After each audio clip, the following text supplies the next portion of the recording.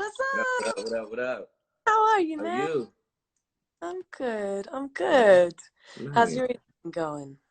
It's going well. It's going well.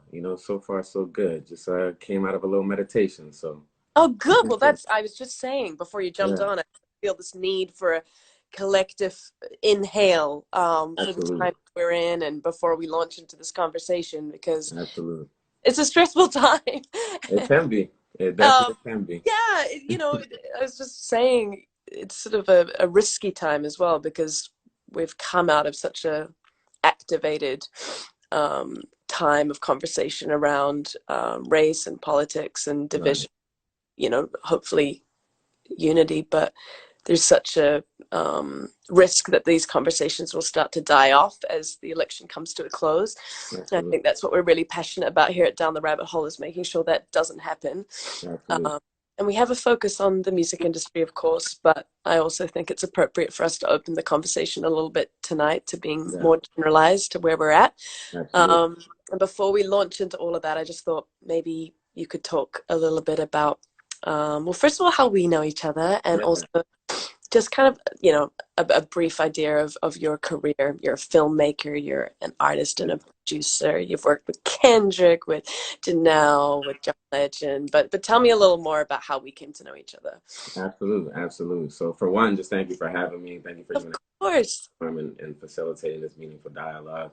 Um, We met because somebody put my former mentor onto you Okay. super early. This was a while back. It was the Settle Down video. Uh-huh. And I remember watching the video and it was like the way your body was moving. There was like one particular scene where the dolls are being lit on fire behind you and you were just like in a trance and whatnot. And I was like, man, I said it before and I'll say it again. This woman is like possessed by like a musical deity. Right. And I was just like, man, I've never encountered an artist like this. And I remember watching, some other videos with you singing the Nina Simone cover at Sing Sing Studios. And I was like, man, this woman, she just has it. She has it. And so I remember being a fan early. And then, yeah, we were working on John Legend's album. And I think they reached out. Essentially, they had you in the studio and you were scatting on a record that I started the beat for, in my bedroom. And I remember hearing the first draft of it and you were like scatting on the end.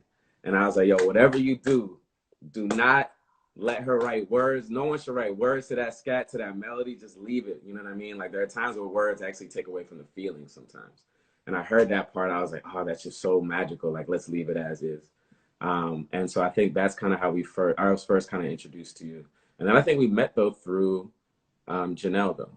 Mhm. Janelle had the event. No, we were all in an event with Stevie. That's what it was, with Stevie Wonder. And Stevie sang, and I remember it was like seeing a unicorn just like walking through, the room or whatnot. And it was like he just had this presence.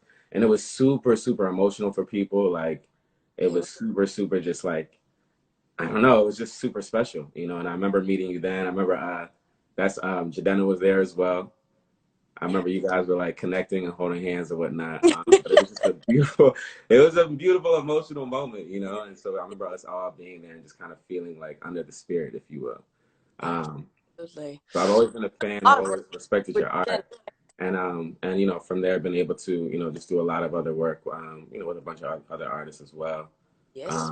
But also, I just love tapping into, different forms of my creativity. So whether it's producing or whether it's DJing or whether it's filmmaking, just being able to use my craft and use my gifts to be able to express myself and shed light to like larger conversations that go beyond self to community. Well, that's I why I think, was yeah, really interested in having you join this conversation because I felt that you've been quite outspoken about issues beyond just music. You wrote an incredible article that I've been spending some time with over the last couple of days for Medium about the importance of holding Black men accountable and men generally to uplift women's voices, Black women's voices especially, and also done a lot of support with sickle cell disease. And, it's just been really beautiful to watch you use your platform to speak out about larger issues. And yeah, I guess I want to tap into some of that stuff tonight because you clearly have a real passion for these issues. Yeah. But first of all, I wanted to kind of just kind of check in with how you're feeling around such a I guess pivotal moment in American history. It feels Yeah. strange to jump over the fact that we are at this crossroads tomorrow night, and yeah, just talk to me a little bit about how this feels for you as a black man in America, as Yeah. a your background is you're Ghanaian American, Right. and you grew up in a Yeah. I mean, yeah, absolutely, absolutely. You know, I think it's an interesting time. Obviously, you know, we're on the eve of a very important day for tomorrow. Um, but you know, I'm finding for me like not being shaken or moving, you know, by whatever outcome happens. Right? It's like I feel like as you know, being black in this country, we've already been through a horror film, right? To in a lot, you know, in a lot of ways. I feel like it was even strange to like have Halloween the other day, and I was like, yeah. man, it feels like all 2020 has been I Halloween. know it's been a fucking nightmare. I You know. know, Yeah, absolute. And so I think that the biggest thing is going within, right, and understanding like our strength, not just individually but collectively as people. And like regardless of any situation that's ahead of us, we've been a people that persevere. We've been a people that are persistent. yeah. In fact, that's actually what my name means, right? So Nana means chief. Yeah, Kwabena is my day name, right? So everyone in Ghana typically has, if you're a Khan, you have a day name. So depending on what day of the week that you're born, you're giving a name for that day. So Kwabena is my day name, but then my middle name is Sanwansa Sanwabra. And in essence, it means the one that adversity tries to send away, but triumph always brings back, right? And so that's kind of like a metaphor I feel like for us. So for Yeah, me, that's kind of what I've been tapping into, and it's like regardless of the outcome tomorrow, it's like we gonna be straight. We gonna be straight. There's definitely gonna be battles ahead of us, like you know, regardless of actually who's the candidate, that's well, right. regardless of who wins. You know what I mean? So I think it's still like going into our inner core and reminding ourselves of our power and our purpose while we're here, and never losing sight of that, never getting distracted by that. So that's where I'm at.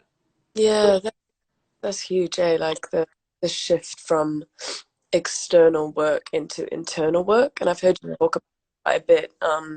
You know, in the article, you mentioned that this is the year of reckoning. That's a really important word for me this year as well. And in sort of internal inventory on ourselves.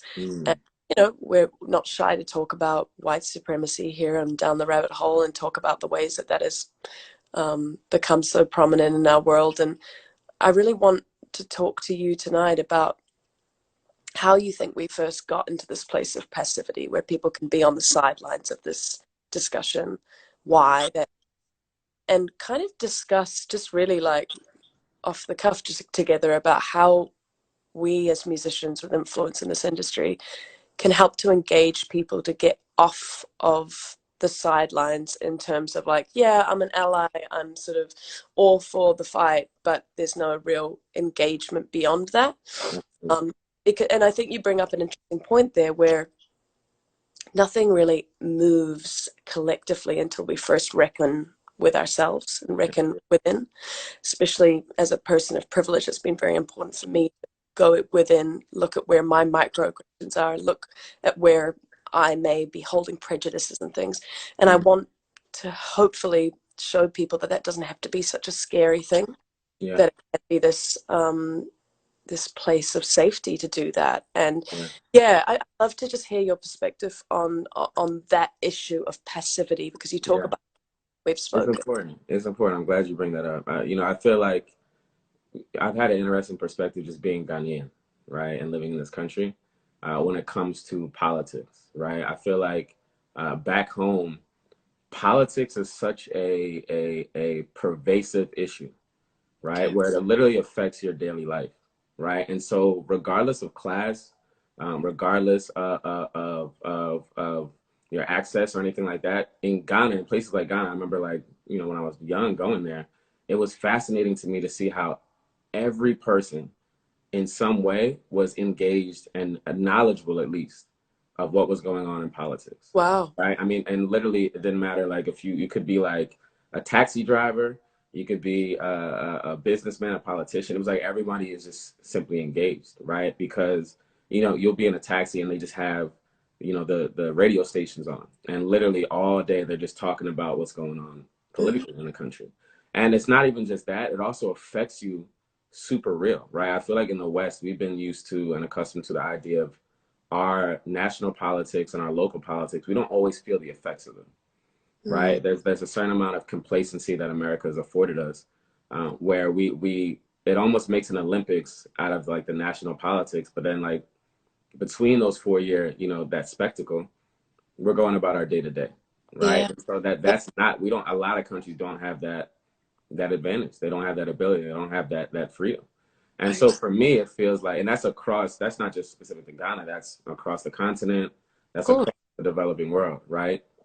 And so in a lot of ways, I feel like it's been crazy to be here in America and feel like, wow, where it feels like our generation is getting to a point where like we feel the effects. It's drastic now, right? It's almost like when you're younger and you don't have the effects of like your diet, right? You don't pay the consequences for your diet, Right. right?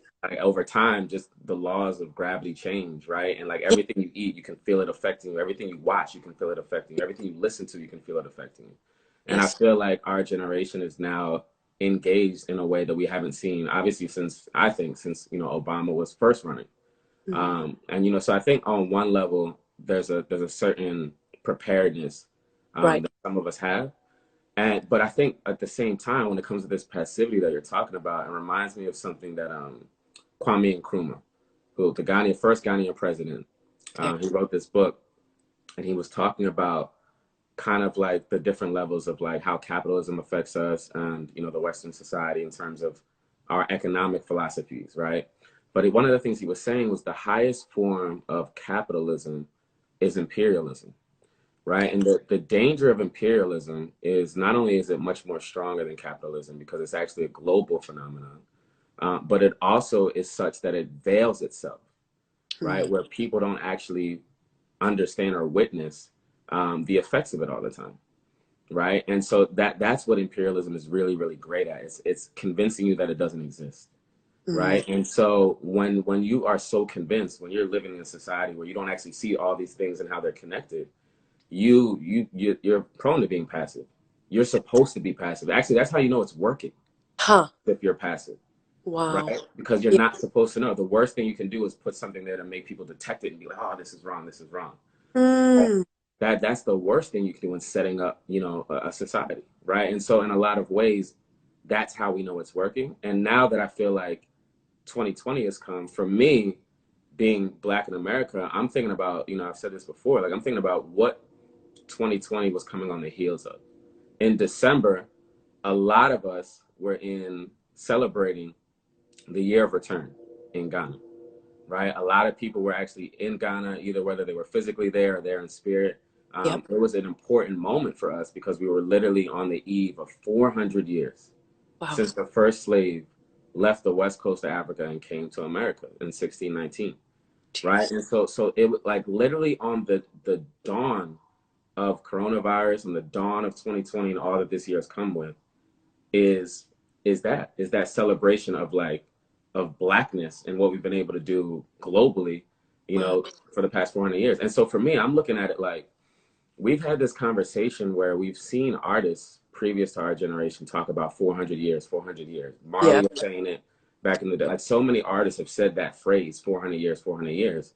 And then to me, to see that literally on the 400th year, right? To see what 2020 has become as it relates to a reckoning that America has to have with the blood that it has on its hands. Yeah. That's not by accident. That is Wow. not by accident. Like it wasn't year 401. It No. wasn't year 399. It was literally on the 400th year. That to me is like it speaks to the spirit of the times. We Yeah. get so entrapped with the physical and what's in front of us. But the reality is that there's also a spiritual war going on behind all of this.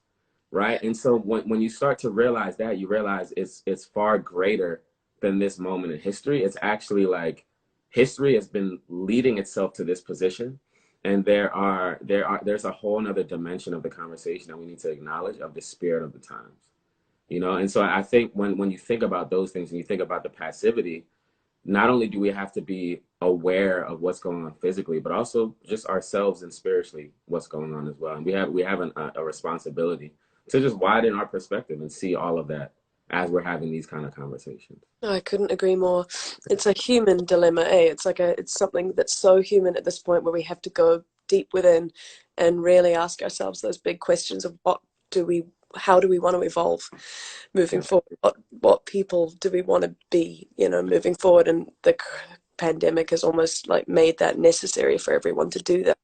absolutely. And I mean, especially people of privilege in this country, having this time on your hands to look and see how you play into the roles that have been given to you is actually a strange sort of blessing, isn't it? Because when we're all distracted by the rat race, we don't look at how we play a part in the hierarchy, in the even supremacy that reigns. And in this time, I found so important to load up on books, to load up on, like you said, there's a spiritual war happening as well, where we have to look and see what we really believe deep down here about humanity and about people.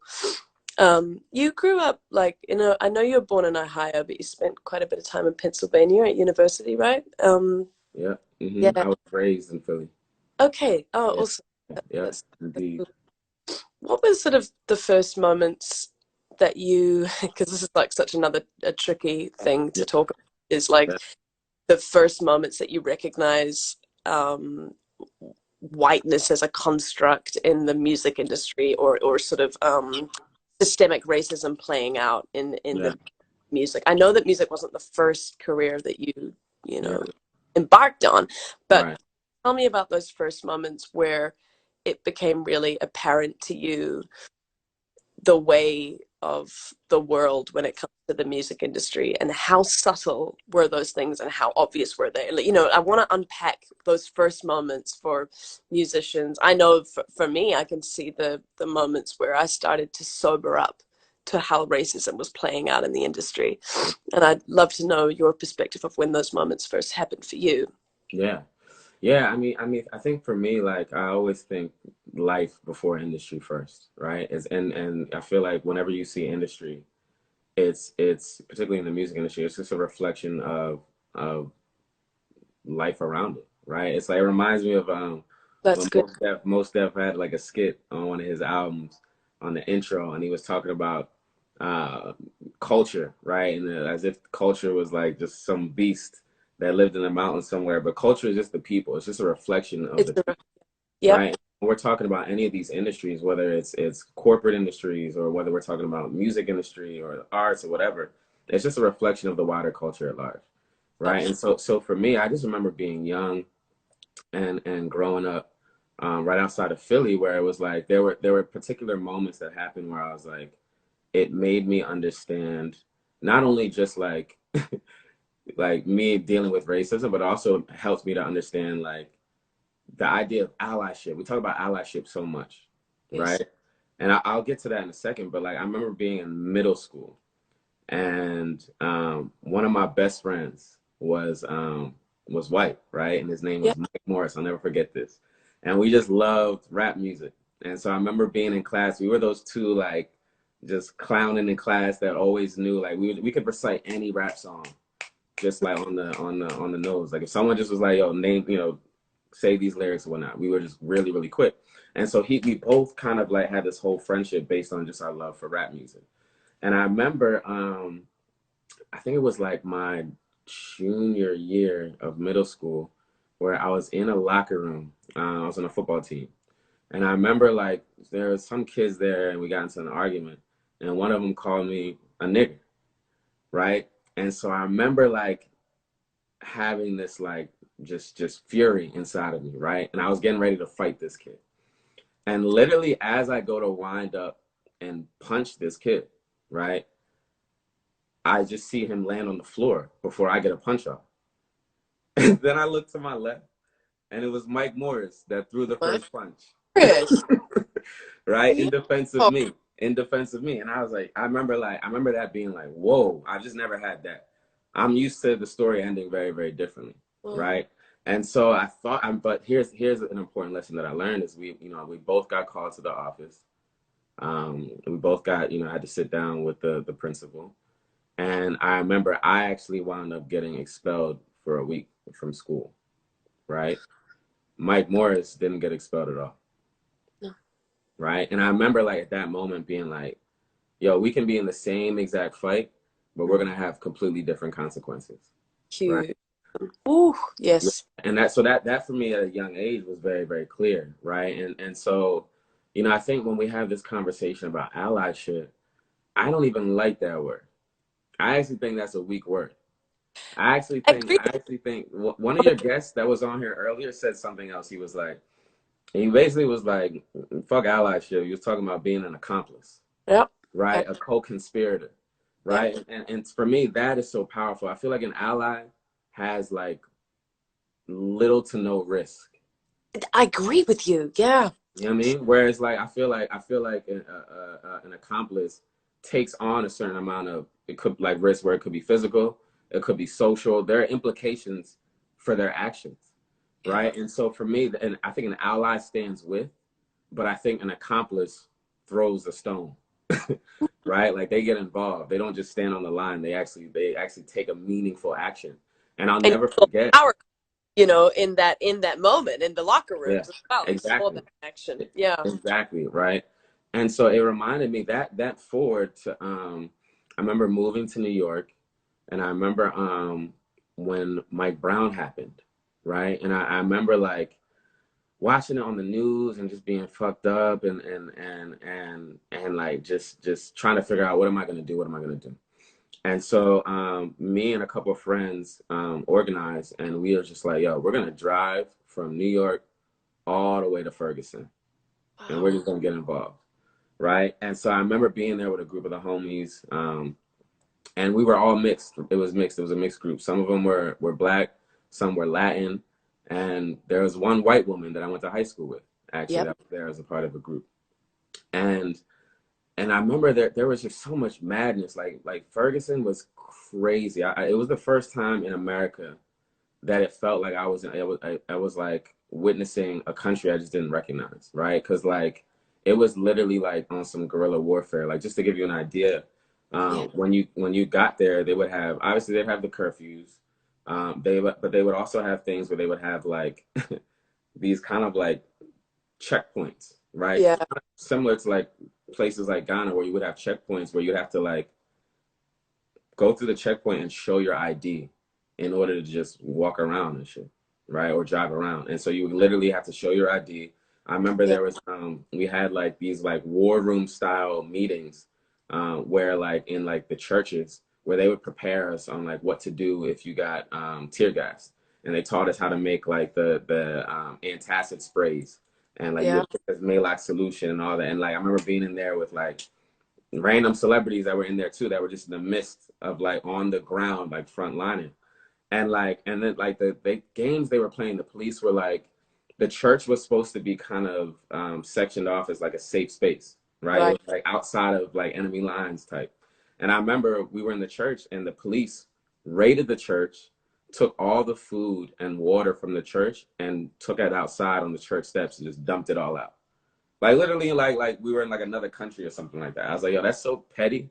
And Oh, that's just to kind of give you an idea of the environment. It literally felt like we were at war in another country.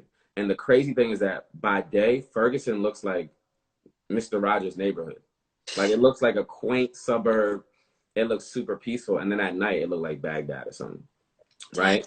And so that's the context. And so I remember like there's so many different games being played where there were so many different people that had different interests while on the ground in Ferguson. So the Mm. NAACP's there, they have certain interests, right? You had the Crips that were there that actually like, it was funny because if you noticed, if you watch the Crips, they were only there during the day and not at night when all the tear gas was being thrown. And after you start piecing things together, you would realize they were out during the day trying to use this as a moment to recruit youth, Oh, right? wow. And so my point being, there were all these different entities that were just playing all these different games, and not everybody's in alignment, right? And so it reminds me of what we saw this year of like different people co-opting some of the movements, Yep. agitators, you know, all the different things that we saw this year. I saw that in Ferguson. And so, but I remember there's this one moment where this white man approached our group, and you can tell that he was just an agitator, whether he wanted to be that on his own, whether he was paid, whether he was an undercover cop, who knows? but his goal was agitation so that he could legitimize like the movement being tear gassed, right? And so for me, I remember like immediately responding to the moment where like I get super defensive Yep. if it feels like someone's coming for me in my tribe. And so Yep. I remember like literally like going up to him, right? And just getting ready to engage in an argument with Buddy. And then I remember it's right when I was going ready, like going at him, my friend, this white woman that I went to high school with, she stepped up and just went in on him. Just went Mm. in on him. And I think he just wasn't prepared for that to happen, right? Yeah. Where it literally like the way his brain processed it, it was like watching someone pour water on like a robot. Where Wow. he just started like glitching out. He just couldn't, he was Yeah. like, wait, I was trying to get them. I was trying to Right. agitate them. And now I have Right. this woman in my face and I wasn't prepared for this. And he just kind of cowered down and powered down and eventually just she diffused the situation and he went on. And that's such a a micro example of what it means to like actually have not just someone that says they're an ally, not just someone that's like, yeah, I'm aware and I'm doing internal work, like, but actually having someone active on that front line with you. You know what I Okay. mean? And that to me, when I define these two examples, that's not allyship. That's like those are accomplices. Those are people that like we are like, yo, we're out here and we're together on this front line. You know what I mean? Working together. And there's a role for both. You know, Yes. it reminds me, I remember like getting into arguments with certain people that were like on some like separatists. Everything was separatist, right? It was like no white people should be coming to like Black Lives Matters Mm. meetings and all this and the third. They were super separatist. And I would always like love having conversations with these guys. Cause for me, I'm like, I know how to poke holes in their argument so well. Mm-hmm. And so I would always be like, okay, like what did you study to actually get to that position? And a Right. lot of them would always reference Malcolm X. They'd always be like, yeah, Malcolm this, Malcolm that. Everybody looked at Malcolm like Malcolm was a renegade, was a rebel. He wasn't on no Martin Luther King. You know, and Right. they had that like they kind of deified him in this Yes. way, right? And they would always reference him. And it was so funny when I would like they would it actually would be like a trap that I would set for them because I knew that if they said him, that they actually didn't study his whole life, Mm. right? Because there's a shift in Malcolm where he went Yep. from being like, I'm not going to have any people that are non-black be a part of this movement. I'm going to exclusively, primarily work with these people. Where later in his life, when he went to Mecca, everything changed. Everything changed when he saw non-black people bowing to the same God That's that he believed in, right? And yes. after It, that moment, he was like, I'm willing to work with any human being of any race or creed that's willing to put the lives of people like us at the forefront, it was right? bigger. And so it's a Yeah. dramatic shift of just how you even think about these kind of Yep. things. Yeah. And again, that to me, that difference right there is like, that's what creates the space for actually having an accomplice that is non-black. And I don't even think it's just black and white too, right? Like, the other day we were talking, and I was like, to be passive, right? And to be silent or to not engage, right? Is like when your race is not when you don't have a dog in the race, right? Yeah. That like that is that's also such a that's kind of a part of the problem too, in a lot Well, of ways. yeah, I mean, people look out for their, like you talk about the word tribe, like people, Yeah, if their tribe is only made up of people that look like them, and yeah, you have a world that revolves, then you kind of feed that mentality of um, passivity because you, like you said, you don't have the direct involvement of representation in your sphere. So there's right, not that sense of I'm fighting for my friend, my, exactly, yeah, I think, exactly, and that's where it gets the conversation of not only equality, but as a lot of our guests have said, diversity in the workplace, and especially in a place like the music industry. It's funny. I was talking to a musician friend recently who said, hmm yeah, systemic racism is everywhere. But I got to say that the music industry is so diverse. It doesn't seem to be an issue there because people see, there's so right, much representation throughout musicians. And it's so interesting that that's a public perception because that may be the case when you're right, looking at what's charting. But when you look at the actual executive level of this industry and you want to talk about like representation and diversity, it's just if people could see behind the blinds, right? yeah, yeah. hitting this music. It is so Absolutely. I mean, yo, like it's crazy. It's really crazy. It goes back to that idea of like making people believe that there is no problem that actually exists, right? okay. Yep. And so Yep. like I'm glad you hit on that because from when you look at executive positions in the music industry, it's completely flawed and not representative of the country that we live in terms of the demographics that are here, right? And so and you know, even I remember reading this, and it's not just racially, Nope. everything. is everything. It's super white male dominated, right? White male hetero dominated. Mm. And you know, I remember reading the statistic like maybe like a year ago that came out, maybe from the Recording Academy, that said it gave a percentage of like how many women producers and engineers there are in the American music industry. If you were to, I don't know if you know this already, if you were to guess the percent, what would you even guess? Damn. I don't know. 10, less than 10. I mean, Hmm. damn, I don't know, Nana. Yeah. That's fine. Yeah, two. Shit. Yeah. 2% of music in America is engineered or produced by women. So just Mm. think about you, like you, Kimbra. You are a part of 2%. You yourself are a part of 2%. That's actually part of the reason why I loved you too, because I was like, man, this woman is creating her own music. She is an engineer. She's super technical. All these, she got all the synths out. She's out here doing the patch cables. I'm like, oh, this woman is serious, right? I'm like, she's a superhero. I'm like, this is amazing. But that like, and the craziness of that percentage, right, is such that it literally means that we are witnessing music in America that only represents half of what it could be. Hmm. Like think about if that number went from 2 to like 15%. Think about how that would affect the way in which music is recorded and created. Think Yeah. about how that changes chord progressions. Think about how that actually changes what topics are written.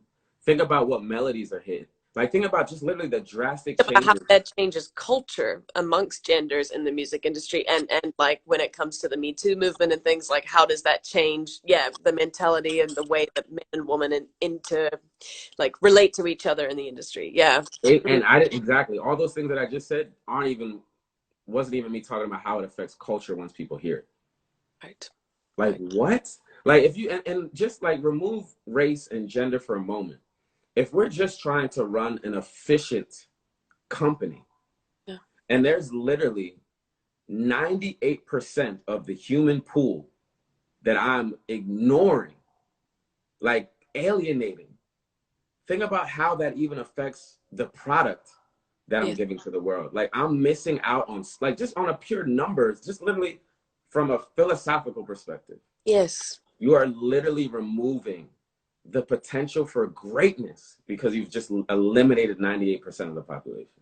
God, that's such a crazy way to think about it when you put it like that in numbers like that. Yeah. Yeah. It, So I think the music industry has a long way to go, a long way to go. And I think the beauty is like, we've always been, I think the music industry, the credit that I give is like music, sometimes entertainers, comedy have been such that we've been vocal, yeah. right? It's never been new. Well, this is not a new era for us. We've been vocal. We've been vocal for generations getting here. What hasn't changed is the economics of the industry, right? What hasn't changed is everyone keeps talking about equality, equality.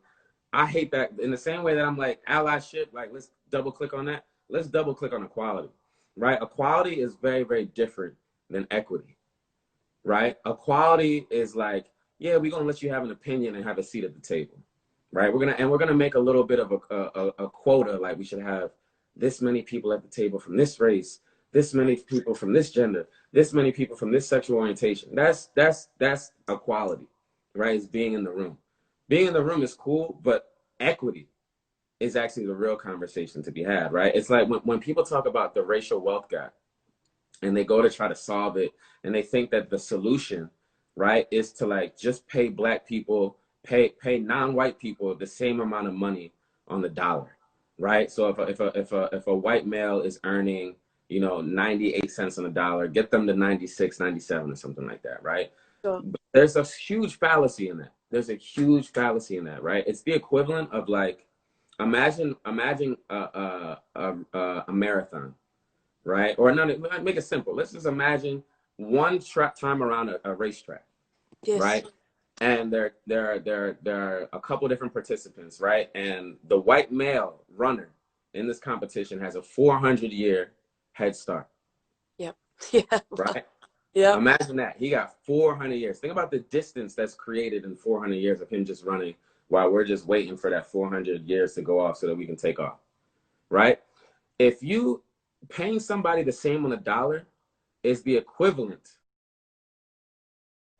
and they go to try to solve it, and they think that the solution, right, is to like just pay black people, pay non-white people the same amount of money on the dollar, right? So if a white male is earning, you know, 98 cents on the dollar, get them to 96, 97 or something like that, right?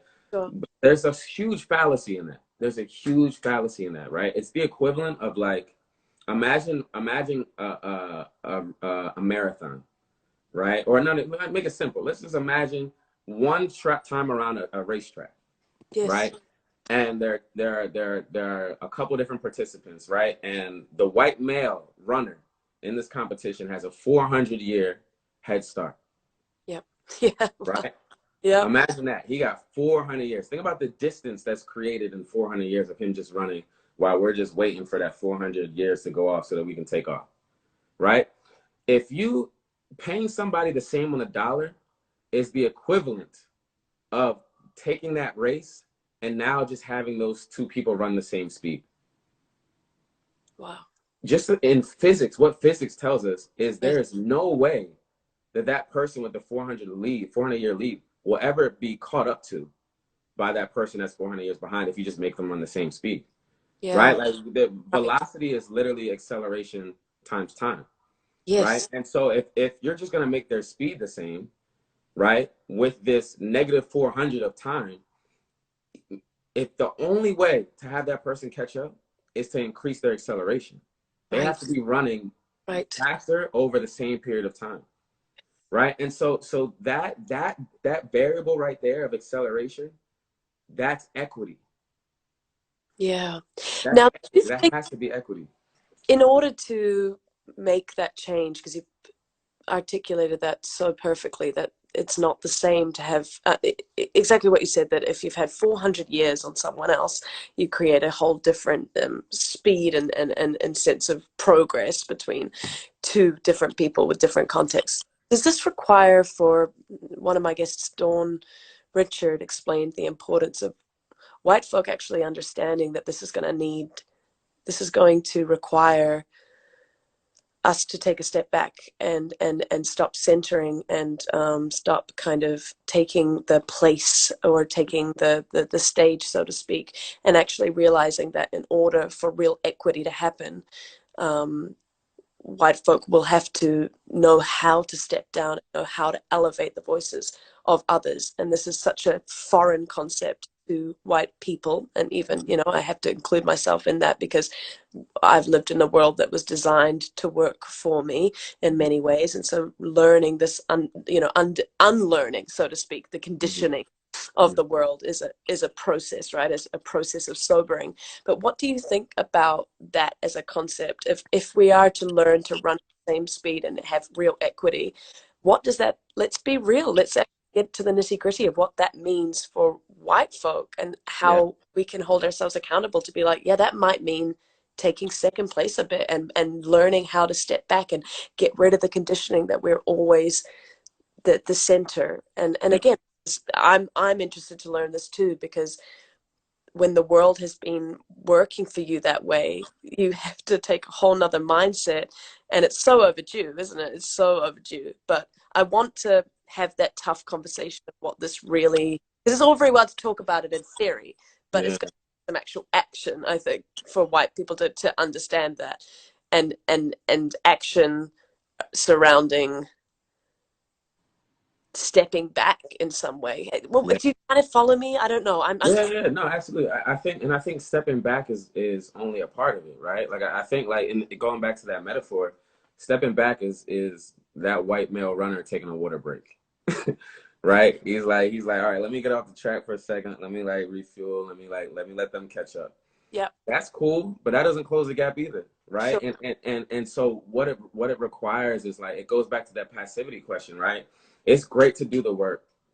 It's great to edify yourself and read. It's great to go within and actually look at oneself and identify the ways in which, you know, one has been able to benefit from white privilege. All that is beautiful.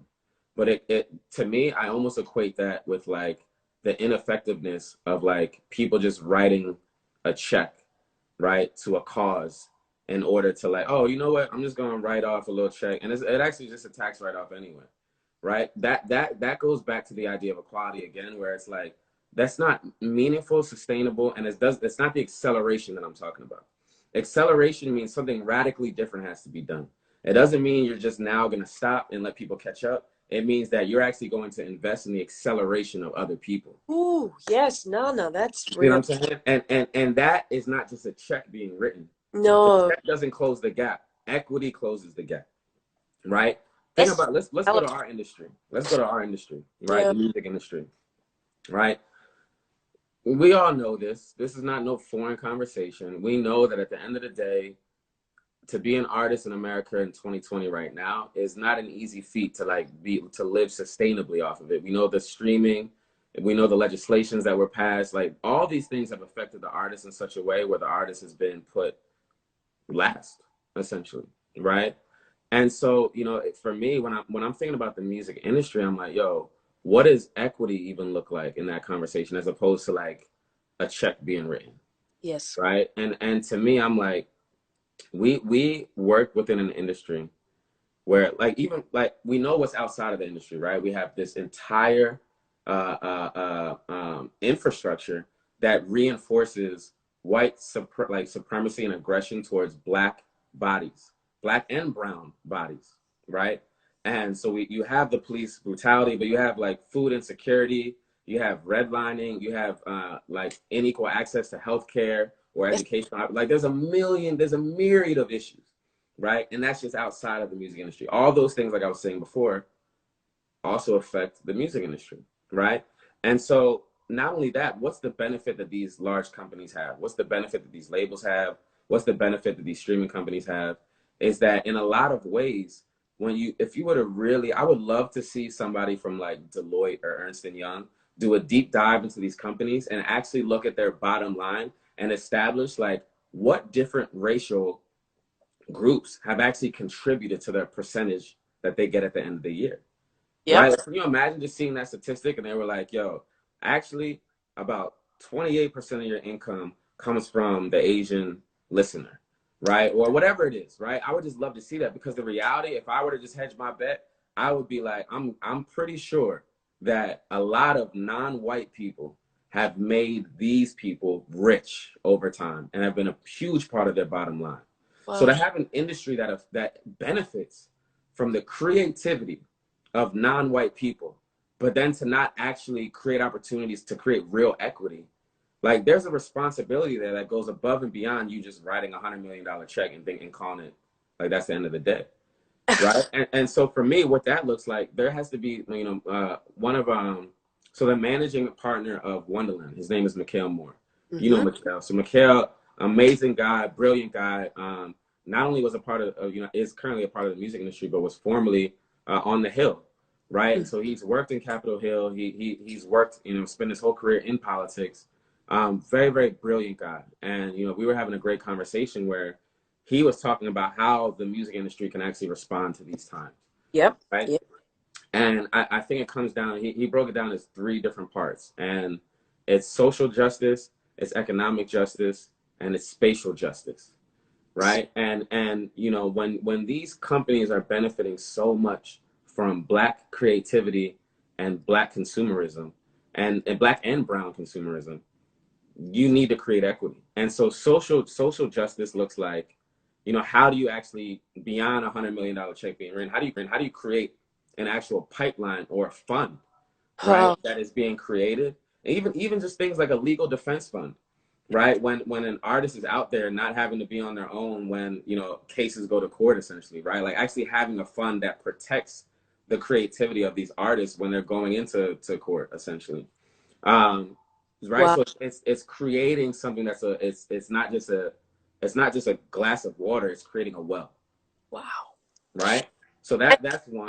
we have the technology. Sorry to interrupt, Oh, bro. We absolutely. have No, the go ahead. technology now to. We live in an age where the algorithms can tell us all that data in terms of where Absolutely. the listener, majority is coming from. Absolutely. I have a social. Think about you. Did you see that documentary on Netflix? Oh, the Social social Dilemma. dilemma. Get out of here. Come on. If they got that, and we know that level of information, come on. Well, I actually just got a like strategy. There's a social media strategist that just gave me a breakdown of my demographic, who are Yeah, listen most to my music.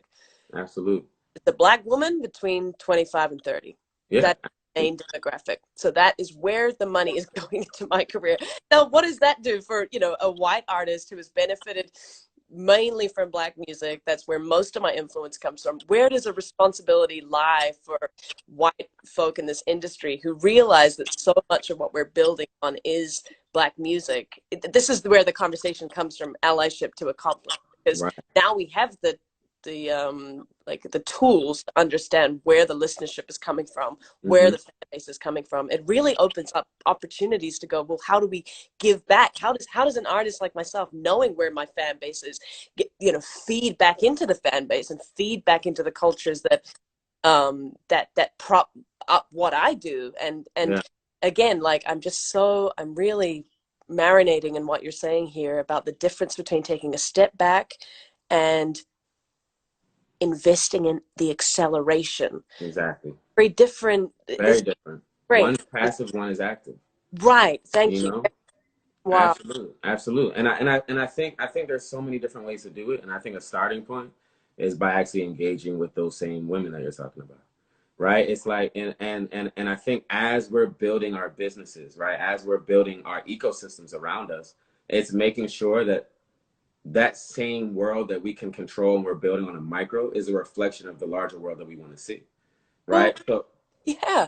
I mean, the larger being the fact that there is a black woman running for vice president right now, that, that like this is the most macro moment right, to really stand behind black woman, for example, but then absolutely. also looking at where are you doing it on the micro level. I think that's Exactly. important. Yeah. Exactly. Absolutely. You know, and the beauty is that like even for purely like I don't know that I believe in altruism, Okay. right? I don't know that I actually believe I feel like the closest thing to altruism is maybe like the mother-child relationship. That's the only relationship on earth that challenges my notion of altruism being a true concept. Sure. And so for me to like ever rely on someone just being like, I just want to help because with no self gain, I'm a skeptic in all of that.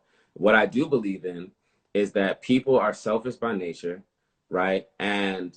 But I think just to play the selfish versus non-selfish game, it just becomes a zero sum game. But I think the self interest game is a whole nother way to approach a situation, right? So where are the ways in which we actually understand that there's a Venn diagram between our own interests, right? And so I think in a lot of ways we've been playing the zero sum game, me versus them, the bourgeoisie versus the proletariat, the artist versus the label. Yeah. The owner and the corporate entrepreneur versus the employee and the layman, right? Like we always play a zero sum game, but how do you actually function off of self interest, right? How do we actually show that like in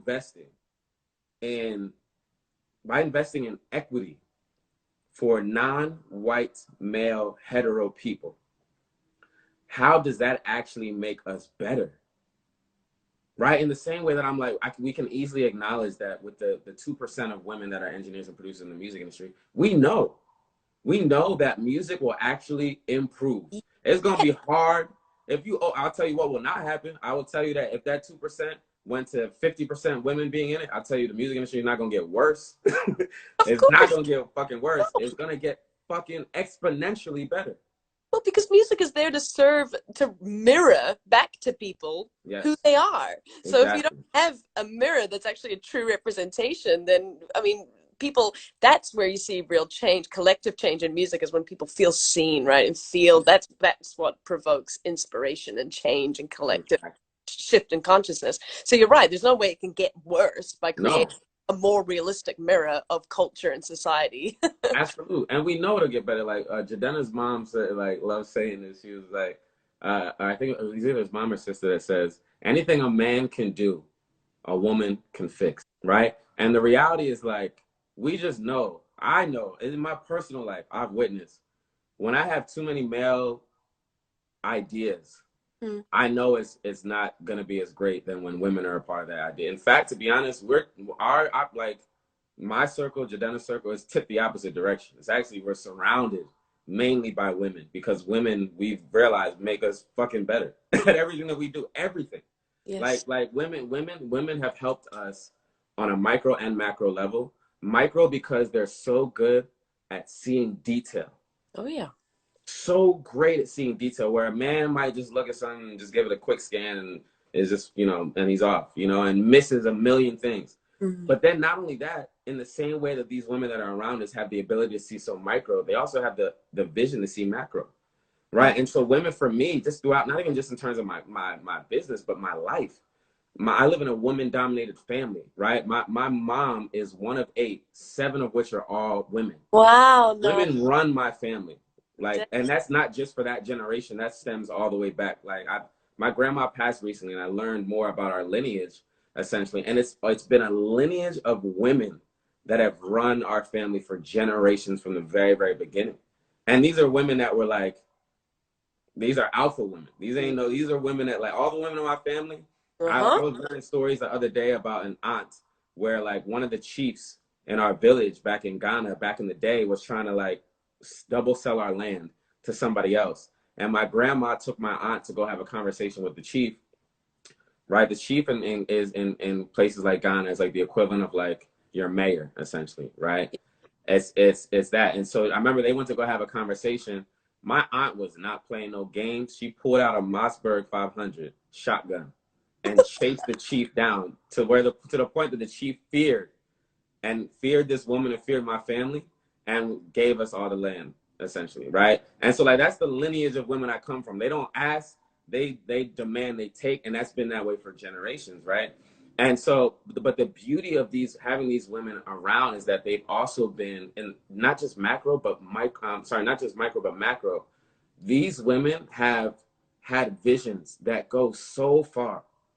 A lot of these women in my life, from my mother to my grandmother to women that have been a part of my team, are clairvoyant. They see beyond what is in front of them right now. Ooh, They power. can read energy. If a man walks into the room and wants to collaborate, they got to get through them before they get to us, right? Because they could, like, we might actually think, oh, this guy's kind of cool. And they're like, no, no, no, did you peep the way? And they Yeah. find something, they're like, no, no, no, that's not actually, watch out for this and that person. And then 4 years later, it becomes true, And right? society not nurtured that part of the woman or that part of society, the intuitive, the spiritual center, the clairvoyant. That's powerful stuff. Exactly. And then imagine reducing that gift to 2% in your circle. Mm. It's just foolish. It's full and in the same way that that's foolish for gender, it's foolish for race. It's foolish for sexual orientation. It's just plain fucking foolish. Yeah, it You doesn't. know? It, And let's just be rational. Like it doesn't yeah, help society to do it that way. That's and such a good that point. And so, help me understand that again. So, selfishness versus self interest. Like you're talking about a collective self interest where you yeah, like right. instead of playing the selfish versus selfless game, is how do we actually play the self-interest game? And America, until America understands that America is only who it is because of all these people that is subjugated.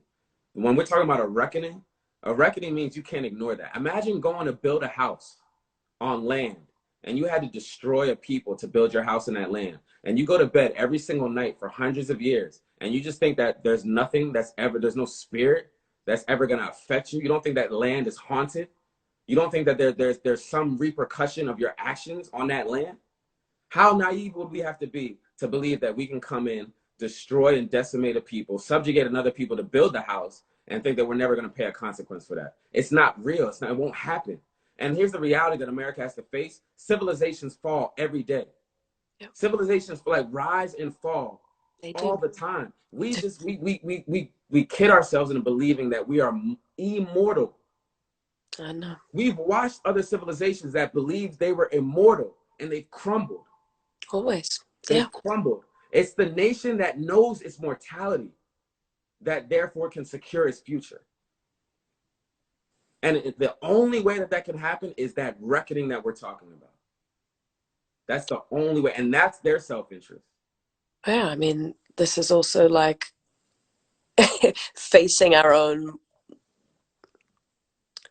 lack of invincibility, right? Like this pandemic is showing us, like, no, we're not all good. We're not all given, an infinite life. And I think that's really fascinating, like to zoom out and look at how this has happened to so many other civilizations and how we have a moment to learn from that. We have a moment to actually decide to do it differently. And damn, Nana, listen, I want to keep talking with you. I think we all need this tonight, honestly. I'm feeling like I could keep talking to you, and I just want to lean into that. So when Instagram kicks us off, I want to jump back on with you because I haven't even touched on things like, I mean, there's a whole nother world that we haven't touched on, which is like the issue of defensiveness that you've brought up a lot around gender and when men are held accountable for the way that they treat women. But also, I think it's a really big issue amongst, race and how we, especially as white folk, how we come to that place of like reckoning within ourselves that we have work to do. How do we get past the defensiveness? I want to talk to you about that. So can we Absolutely. log back on and can we Oh, keep yeah, talking? absolutely. You good with that? Absolutely. Oh, Everyone I'm good with? totally down. Let's get it. Okay, please, Yeah. people, jump back on. I'm gonna restart this video because otherwise we're gonna get kicked off. But let's spend a little more time here. Let's I'm spend a with little it. more time here. Okay? I'm with it. Let's do it. Okay. See you All soon. Listen to me. right. This defensiveness, you Yeah. touched on it in your article when Yeah. you Yeah. wrote about an open letter to black men. Mm-hmm. Where does it come from? This existential, and we can talk about it in the realm of gender, but especially with race. Mm-hmm. Where does this come from? Where people seize up and feel that yeah, I use the word existential because it's almost like an identity crisis to Mm-hmm. be accused of racism, to be accused of bigotry or divisive thinking. How do we actually reach a place of humility where we can all look at ourselves um, through sober eyes to see where our role is Yeah. and not be shamed into a place Mm-hmm. of shaming can bring people to passivity as well, right? Like Yeah. if you shame a person enough around their actions, they can close off again Mm-hmm. and actually be like, well, I don't know, I can't do anything right, I Yeah. can't do anything right. Yeah. So we want to avoid that, but Mm-hmm. we also need the accountability of, hey, it's time to look at where you have a role in this. And Yeah. you may not be racist, but that is a very different thing to being anti-racist. Exactly. Help me understand this. Yeah, yeah. I think in the same way that we were talking earlier, where I was identifying that imperialism's trick is to make people believe it doesn't exist, right? And the same is true of white male capitalist patriarchy, right? And how it affects everybody, not just America, like globally. It's literally a global phenomenon, right? It's like I remember being in Ghana Yeah. and having an argument with an artist friend of mine, and we were having a dinner, and we had brought our tribe from the States. It's probably 10, 15 of us or whatever, and just I invited some of the artist friends, and one of the women in our tribe was it started off just an intellectual debate with this Ghanaian artist who was a male, and it was around the idea of uh, polyamory, Yep. right? And the argument that the male artist was making was that men should have the privilege of polyamory and to date multiple women or to marry multiple women, but women shouldn't have the same in reverse. And all his arguments were super weak, right? Like he tried to launch one argument where it was like, because that there are more women in the world, Oh, Like okay. literally, it's like a numbers game. Like because of that, you know what I mean? And it was Right. such weak arguments, and my friend was killing it. She was like, she was debunking all his arguments, which was Mhm. great. And then he started getting defensive and started like, starting to be disrespectful. And that's when I jumped in. That's when Jadena jumped in. And so I started going in on him, and I'm challenging this notion that he believes, where he's like the original African man has multiple women, right? That's in his mind a part of the identity of what it means to be an African man, like by default, right? And I was challenging him, and I was like, that's actually not necessarily true, right? And I was being very specific to like Akan culture, right, which is a huge clan in Ghana, Yeah. and I was challenging the idea of like um, the idea of like matriarchy. We talked about matrilineal society. We talked about polygamy, all these different things. Yeah. But he like, and I was telling him, like, I was trying to give him the history to be like, yo, you have to know when certain things are indigenous to us and when other things are actually inherited from colonialism, Hmm. right? And like in the same way that here in America, we can recognize, there are moments where we can recognize like, oh, this is something that is indigenous to Black people versus this is something that we inherited from slavery, Right. right? And so, but in his mind, he couldn't make a distinction between those two things because it was so ingrained that in his mind they were one. And so when I'm attacking the white capitalist patriarchy that he's referring to, he doesn't know that it's separate from his indigenous culture, so he thinks I'm attacking him. Yeah. See Ooh, what I'm saying? And so just from that, we'll never get to eye and eye because he thinks I'm attacking him as an African. as a person or as Because an he act. doesn't know, he hasn't made that distinction of like, oh wait, this is actually ours and this is what we inherited. And so Hmm. and so in the same way, right, when it comes to gender issues, that's why I say like this white male capitalist patriarchy is global. It's not just America, it's not just the European or the Western world. It is literally global, Of right? course. And And so when you realize that, you realize that like this affects everybody.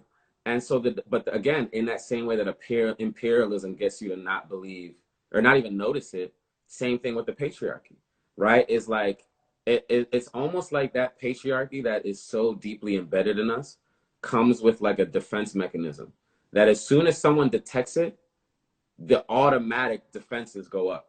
It's almost like, think about it as a feature of patriarchy that like hmm, if it's buried, it's like, imagine engineering this. Like yeah, yeah, I'm gonna engineer patriarchy in such a way that it's gonna be so deeply hidden inside of people that when someone goes to just tap it and be like, oh shit, what's that? It's gonna be like, no, no, no, I'm not here. I'm not here. I don't yeah, exist. yeah. It pushes back. Yeah. Uh-huh. Exactly. It's like, no, no, no, no. It's not. I don't exist.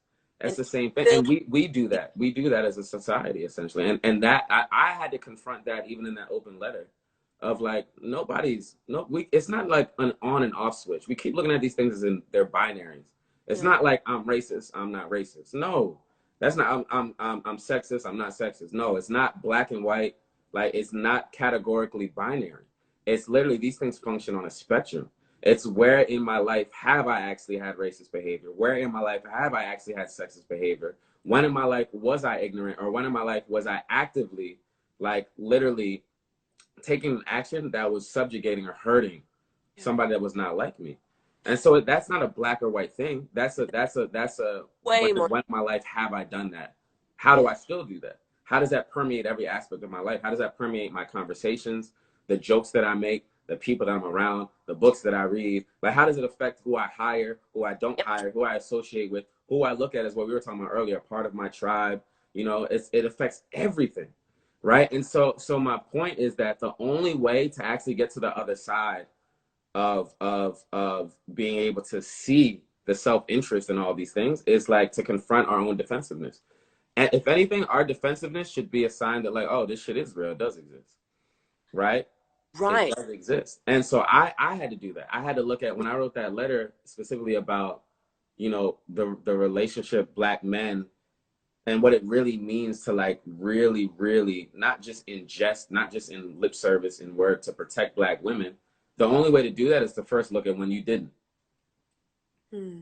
I had to look at the times when, if I'm gonna sit here and die on this hill and be like, yo, like, these are real issues. It's not no game. Like, you go to South Africa, femicide is real. Women die every day at the hands of an intimate lover, 3 a day in South Africa, by someone they know violently. Yes. These are real. This have real lasting effects. It's not no game. So Mm. like, if I'm gonna be on this hill and I'm gonna shed light on all these global issues, I better damn look at myself first and Yeah. be like, when did I fail? Yeah. And take accountability and go back to the women and be like, yo, there was this moment that I didn't protect you. I take full responsibility for that. Yeah. Like, we can't expect the world to look how we want it if we don't actually expect ourselves to be a model of that. And that's a part of the taking responsibility. And so for me, when we talk about the passivity, when we talk about the defensiveness, those are just stage one feelings of Wow. being able to confront oneself in order to get through this next journey of being able to see life larger than themselves, outside of themselves. You Wow. know, and so for me, I'm like, that's the kind of step one work that it takes. You know, and then it becomes great. Now that you've done that self work, Then how it does it go to the next step? that's How are you right. actually investing? It's actually reminding me of like the sort of, the AA steps or the collect. I've really enjoyed Glennon Doyle. She's this white author that talks about racial sobriety, like, or interesting framework for white people to think about this idea of waking up to the conditioning that you've lived in your whole life and realizing, there's a sobering that takes place. But also with that, I'm thinking of collective grief that we're all in, and that the fact that there's these different stages of grief, right? Mm-hmm. And that, like you said, there's a stage one, which does involve a lot of denial and a lot of defensiveness and some denial that it's happening. And, if we can see in ourselves where we're at the level, Mm-hmm. we can't skip steps. We have to go through the denial stage. That Mm-hmm. no, but I'm not like that. But I have friends who are black. But no, but I have sisters and wives, and I'm not sexist. If we can look at where we're like you said, that's almost proof that it does exist, because we're Mm-hmm. having this visceral sort of reaction to it, that it clearly is something that's existentially messing with us. But what I'm hearing from you, Nana, is that you're creating a separation between the person and what they have inherited from their skin color experience when they come in, right? So I think where it gets really tricky is when people feel that the finger is being pointed at them, in a way where they are feeling personally attacked. Like I hear these comments, right? That people will say things like, when I speak about these issues, they'll say, "Well, Kimbra, don't apologize for being white. It's not your fault that you're white," or something. This sort of like Right. sort of sense of like, well, don't feel guilty. You didn't choose to be this or that. It's like, that's, of course not. Like, that's Mm-hmm. obvious. Like, no one chooses everyone comes into this world. Mm-hmm. We cannot choose, right? Mm-hmm. What we can choose is how we posture ourselves in the world, knowing what we bring in to the Mm-hmm. world with our skin color, with our culture, with our tradition, with our tribe, all of that. And that's where I'm hearing you make the distinction, which I think is really empowering for the collective self-interest, because it Mm-hmm. stops being like, you're a fucking sexist or a race, and it starts being like, you have brought with you a story that surrounds you, an environment, conditioning, and you play a part in it, whether you're even aware of it or not. Mm-hmm. So there's a compassion there. There's a compassion for the conditioning that we've all, like the African man who talked about, well, it's my African right to have many wives. He's not aware that that's not even an African, Mm-hmm. value, that it's being conditioned or placed. And so there can be compassion there to understand the context Mm-hmm. and the nuance of these things. It's not, I guess what I'm trying to get at is like, the more we can make this, we can encourage compassion for what we inherit. I think you use that word, like we've inherited a story that comes with us, and make it less personal attacks. Mm-hmm. Then perhaps there's more understanding for one another, and Mm-hmm. we can get to the real work. Mm-hmm. Because this white fragility, or these tears, or this kind of constant sort of, oh, why me? It's just getting in the fucking way of the work. That's how I feel. And I get it. I feel it sometimes too, but that feels like an immaturity collectively for the human race. And it's like, we want to level up where we can, yeah, just have a clear lens on Yeah. our, and Yeah. realize it's not personal. It's actually bigger than that. It's about, or is that, hold on, is that passive for me to say that that me avoiding, because I don't want to say it's not personal and therefore avoid responsibility, Right. because sometimes it is personal. So like, Now I'm confused. Well, no, there's no reason to be confused. I just think, there's an asterisk. It depends, right? Like, it reminds me of this interview I watched with Tupac. I was a huge Tupac fan growing up. Yep. And I remember this one interview that he did. It was so brilliant. And he was basically like, he's like, imagine yourself in this hotel, Okay. right? And you're in one of the rooms in the hotel, right? And the hotel is decrepit, right? It's like, you don't have the resources. You don't, your fridge is not stocked, right? You have a terrible view. You look outside and you see, and I'm embellishing your story, but you look outside and you have no rooftop view. You see another building, and Yeah. there's no light. It's black. That building is in front of the sun. It's blocking the light, right? And there's no, like, room service doesn't come for you, or they come hours late, right? Imagine being in that room, right? And you're in that room with all your community, your homies or whatever. You're in that room, right? But then you go to open the door and you look down the hall, and there's the executive suite, right? And every now and then you see somebody walk in that suite, right? And then when that door opens, right, you get a little bit of a glimpse of what's in that door, right? And when that door peeks open a little bit and someone walks through, you're seeing men in the back, and they're just like, they have like champagne, and they're throwing around salami everywhere on the floor, right? And it's just gluttony, and it's everything you could ever imagine is in that room, right? And then you think about it and you're like, man, one day I'm gonna go up to that room and I'm just gonna knock and see what's up, right? And so you go and you walk up to that room and you knock, and you're like, yo, like, we hungry, please let us in. We hungry, please let us in, right? And it starts as like a little whisper. It's like a little bit, it's kind of, and they're like, what are you saying?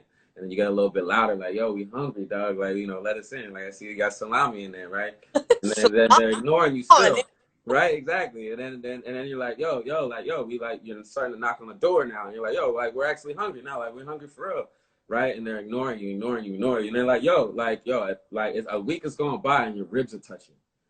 And you're like pounding on the door and like, yo, like, I'm hungry. I'm dying out here right now. I'm hungry. Let us in. And they're still not opening the door for you. And then at some point, you're seeing your child next to you. And you know that if you don't do something, not only you, but the people that come after you will suffer too. And at that point, you're like, you know what? I'm trying to knock. I'm trying to make this a civil conversation. I'm trying to be polite. I'm trying to do all these things. And you're still not opening this door. At some point, I'm gotta be like, yo, I'm coming through, I'm picking the lock and I'm blasting. Right? And so, and then he goes to wrap it up and he's like, we was asking generations before. We was asking with civil rights movement. We was asking with Martin Luther King. We was asking with the Black Panthers. And so what do you expect our generation to do now? Ask? Right? And so for me, it's like when we talk about the idea of like compassion, but for what cost? Right? It's like when people are dying in numbers, when you have an institution that is not even just against Black, like white supremacy, that is killing Black lives, but actually makes a profit off of it in the process. Right. It's not just like as simple as that. It's that companies literally are benefiting and are literally financially invested in the incarceration and death of Black and brown bodies. It's tied to their P&L sheet. Right? Yeah. So what do you think we're going to do? Ask? Yeah. Ask? And so that's why people are defensive too, right? It's like they're getting defensive because it went from an ask to a demand. Yeah. Yes. Right? And so that's the other side of that coin, is like, maybe one day we can get back to that compassion conversation when you at least acknowledge that there's a conversation that needs to be had.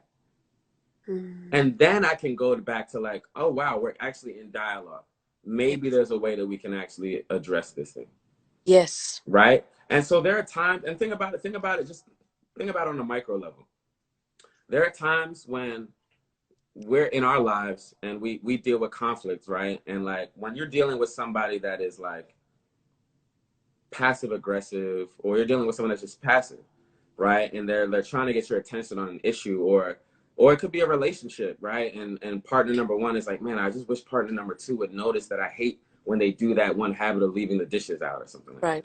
But they never say it, or they kind of hint at it, and they're kind of like, oh, let me wash my dish and not wash theirs. And all those little things. Like there are some people that will notice the cues and be like, oh, I got to change this.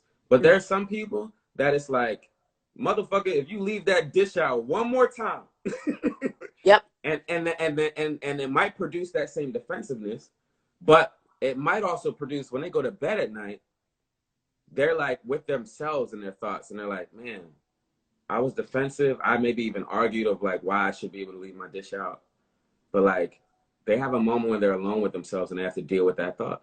And Yeah. there are some people that when they're alone with themselves and they're in the safety of their own thought, that they're like, you know what? Maybe there is a better way to deal with this. Right. You know? And so there is no black and white or one No. And naysay or one way cures all. it's so normal, like Yeah.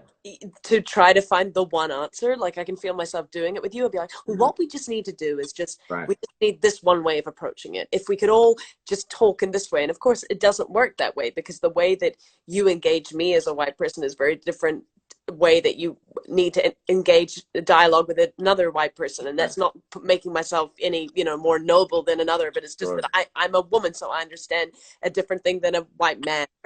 There's so much nuance in this, but what I'm hearing you say is that the important thing is getting into dialogue, and getting there is tough sometimes because for so many years Black folk have been trying to engage dialogue through all of these means that are so compassionate and so within the right way that many would see it to be, but it just is so infuriating to watch this issue continue over and over again, no matter what way it's trying to be engaged. I think that's where the frustration comes up, and the defensiveness is, I mean, I think I'm hearing you definitely like speak to that in the sense that we can overcome the defensiveness by getting in the door. It's like the Tupac thing of like get in the door first, then the compassion can come. But just getting in the door and getting people to listen is Mm-hmm. is the first part. Mm-hmm. Yeah, and I think again that's when I say 2020 is a reckoning. It's that the knock on the door can no longer be ignored. That's 2020. You know, and that's the opportunity of these times, Yeah. right? Is to like this has been something that has been a long time coming, where it can no longer be ignored. Like this country will not survive these times if there's not some sort of reckoning. And it might go on for another 50, 100, 500 years. But Yeah. eventually at some point, when what it's you know why? Because it's in the DNA of the country. It's Yeah. literally in the DNA of the country, the subjugation of black and brown bodies. It And is. so there is no, you will never flee that. It's like that haunted house. That house, if you don't deal with the spirits that are in that house, when you built that haunted house on sacred land, you think the spirits are just gonna give up one day and be like, we Yeah. tried. That's right. No, they Listen, will see you out of existence. that's right. Yeah. And That. so the self-interest is that if you want to prevail as a country, this is something you cannot ignore. You're in fact, the way in which you prevail is when you address what's in the DNA of this country. That actually is the way to prevail because it's not sustainable. It's not sustainable this way. No, it's not. It's not. We've seen it. We've seen other countries that go through radical shifts because their model wasn't sustainable. Yeah. It's not sustainable. If there was one main thing that you wish at a time like this, white folk especially, were talking about amongst themselves, because I think it's important we mention that this has to be conversations not only taking place between black and brown people with other white friends, which is an important conversation of course, but people in a place of privilege, um, speaking amongst other people of privilege and being an accomplice holding others accountable. What would be something that you wish was talked about more, Mm-hmm. or was really on the lips of people right now? Yeah, I mean, I think it's making these be mainstream conversations Mainstream. Yeah. is a starting point, right? Like, I think about like when I think about the conversation around protecting women, right? Yes. Uh, uh, uh, Women have been fighting for their protection since the beginning of time, because the greatest global threat to women is men. Yeah. That's across society since the beginning of time, right? And so women have been fighting since literally day one. And so the shift isn't going to happen by women continuing to fight. The Right. shift is going to happen when men are like, shit, we need to actually be involved in the Yes. fucking conversation too. Right. And so in that same way that we acknowledge that, we say that and we know that when it comes to gender, but we don't, do we know that when it comes to race? Right. And so for me, in the same way, it's like if we continue to be passively engaged, right, or just or like as even as allies, and just what that ally conversation means, like that allyship can be the same complacency that men exhibit when they're like, let me just write protect black women on Twitter and retweet it, and Right. that's the extent of it. Right. And so I think a part of it is like when you look at the women conversation, it's like, how does, like, when men are in a room together and Right. they see some foul shit Hmm? that a man either said or did, or stories recapping about last night, what happened last night, if that's not challenged by another man, then that will continue to persist. Not gonna change, of course. And I'm not even saying that that's the solve, but I'm saying that it's necessary. It It's might not be sufficient, yeah. but the solution won't happen without that being a part of it. Well, it also changes the culture. If you have Yeah. a culture in, say, even like in a music studio, everyone's like sitting around talking about last night, like you said, and if the culture is that everyone encourages one another and eggs on the person, the alpha in the room, who's, Mhm. that is the culture. But if the conversation shifts and someone goes, "Hey, man, like, what's up with that? Like, I know you Yeah. don't feel that way about your mom and your sister. Why are you talking like that?" Now the Right. culture changes. Now the accountability is in the room, and people have to actually reflect on their own values, Mhm. right? Because it's the thing, it's like you can be all, Black Lives Matter in your values, but then in the culture of the room that you're sitting in, does that actually play out? Does it Exactly. actually? And so, yeah, I mean, I think that's a huge one, is like not only um having, so in the subject of race, not only having those conversations with folks who have the direct experience, but talking to those who don't have the direct experience Yeah. of being Black in this country, and actually challenging that. That's Yeah. being an accomplice. And I agree with you that it's like at the moment these conversations feel pretty uncomfortable still, and Yeah. pretty like, fringe, as opposed to like a mainstream, like, top of the mind, sit Hmm. down at breakfast with your friends and this comes up. It's like it's not there yet. I Hmm. would love to see that be, and that's kind of the point of this, right, is try to normalize the conversation around this stuff and actually get past the discomfort that inevitably comes up around these things, because we're having to look at our identities and look at our privilege and all of this, and just get to the work, you Yeah. know. Yeah. Um, Absolutely. Absolutely. And I think, again, that's a starting point. I think there it's a starting point to create meaningful dialogue that can actually translate into action. In the action, there's a million things, to be active about, right? I mean, there's, if we really want to talk about it, there's things like racism is not just me being racist to a person or someone being racist to me, right? It's not just like, I remember like there was a time I was in college and I was in Philly and I saw a homeless person and he was under this bridge that we have on campus. It's called Locust Walk. It's like the one of the main bridges on campus, and he was like sleeping under the bridge. And I remember parking my car because I was going to like a Wawa, um, and I saw him, right, and I'm like approaching him to give him like a couple dollars or whatnot, right, and he turns and he looks at me, right, and as I'm going to put out the money, right, into his hand, he's like, "Fucking nigger." Right, and he's literally calling, and I'm like, yo, it was for me. I was like, yo, like, you can't even afford to be racist. Damn, Like that's you, like he you're got like, it's some literally like it's like you're choosing racism over your own survival, right?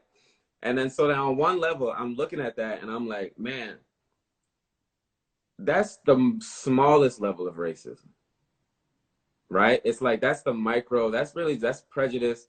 Racism is structural, It's infrastructure. It's backed by systems that reinforce the subjugation of non-white people. So racism it's in the healthcare system. It's why is there such a high mortality rate for Black women when they go to give birth? What's the real reason behind that?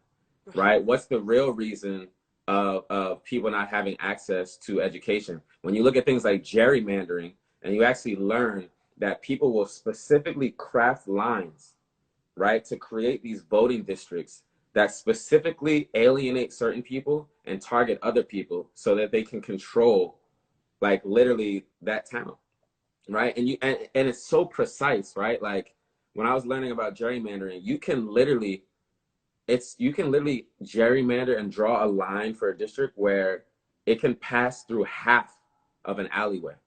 You can literally be like, in this alleyway, I want half the right side of that alleyway to be a part of this contingency, and the left. Like, that's how precise. Yeah. These things are not accidents. Yeah, this is These are strategic as these fuck. are engineered. We have to literally look at racism as like brilliantly Oh, engineered subjugation of non-white people. I'm sorry, you have non-white people. yeah. So that's the heart of it.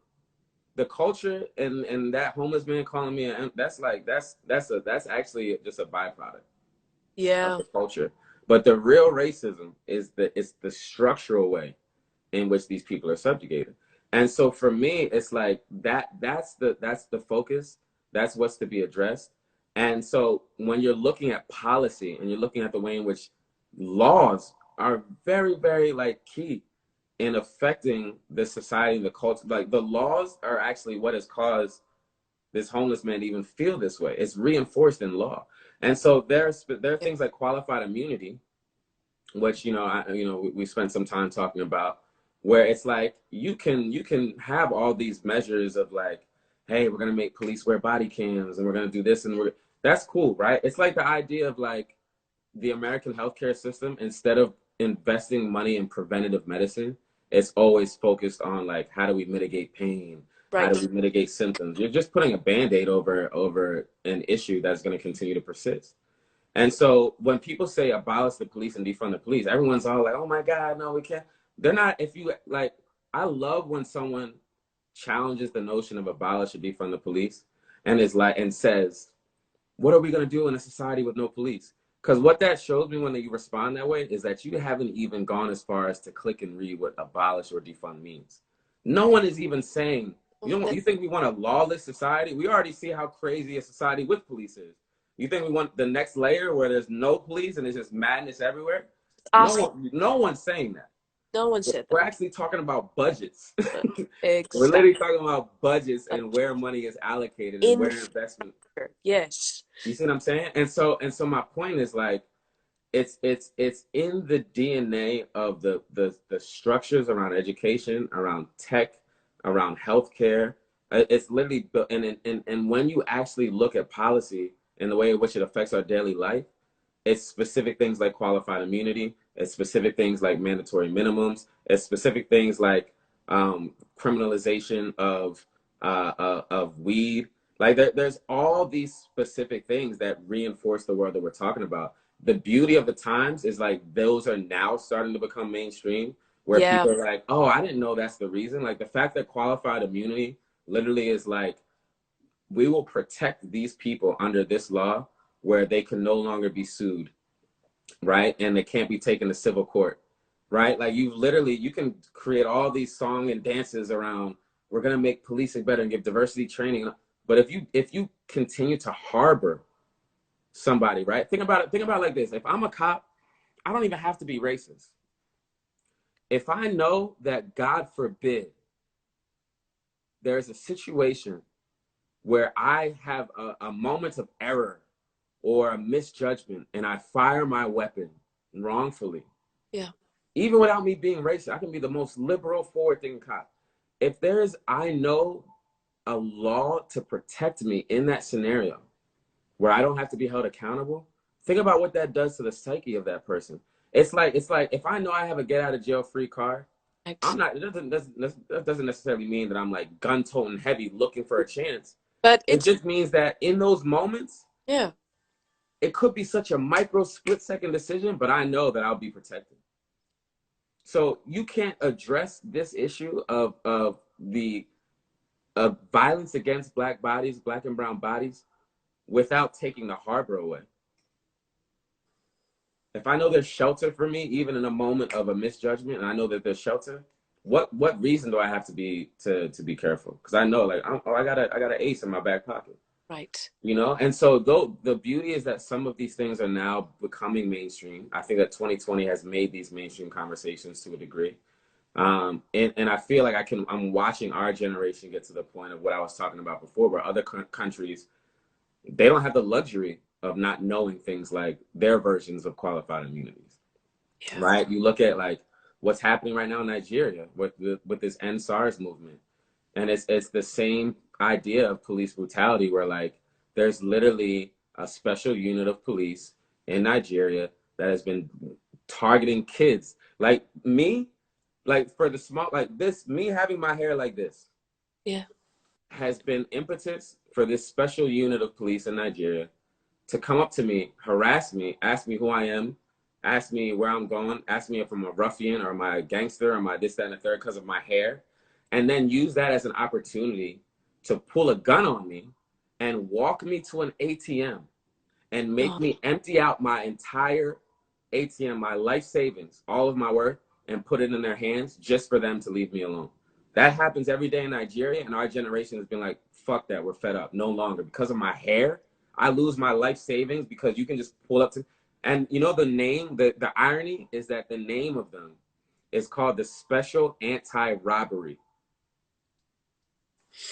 Like the unit's name is anti-robbery, and that is, all they do is rob and take our generation. They target our generation and take them to the ATM and take all their money, right? And so my point is like this is it goes back to global, it's power, like, and when we're talking about white capitalist patriarchy, the reason I'm saying it's global is because even in that scenario, that Nigerian government, right? The reason these people don't always make these connections, but they're completely connected, because the same country that militarizes police districts in Ferguson, police districts in Minneapolis, police districts in you know across the United States, that same country has what's called AFRICOM. okay. And AFRICOM is literally their way of being able to militarize African nations as well. And so there is no division. These things are Yeah. literally, that same Nigerian government that's using the military to attack the youth is now also funded by the same country that's doing the same thing in Oh, Ferguson. yes, I hear you. I see. It's all connected. Yeah. I mean, I've been thinking a lot about what it means to like choose. I'm really fascinated with punk rock culture and like, just punk in general and how it emerges out of, it also makes me think of freedom, and after I watched that movie, The Social Dilemma, I thought about like how the most punk rock thing that we can do is like go up a mountain and give all our attention to nature and to like prayer and silence or something, because it's so punk rock to like take away the attention of your face being glued to your phone and actually giving your attention to something else. That's the most powerful thing you can do now. Mm-hmm. Every Mm-hmm. time you feed into the phone, you Mm-hmm. feed the kind of, Yep.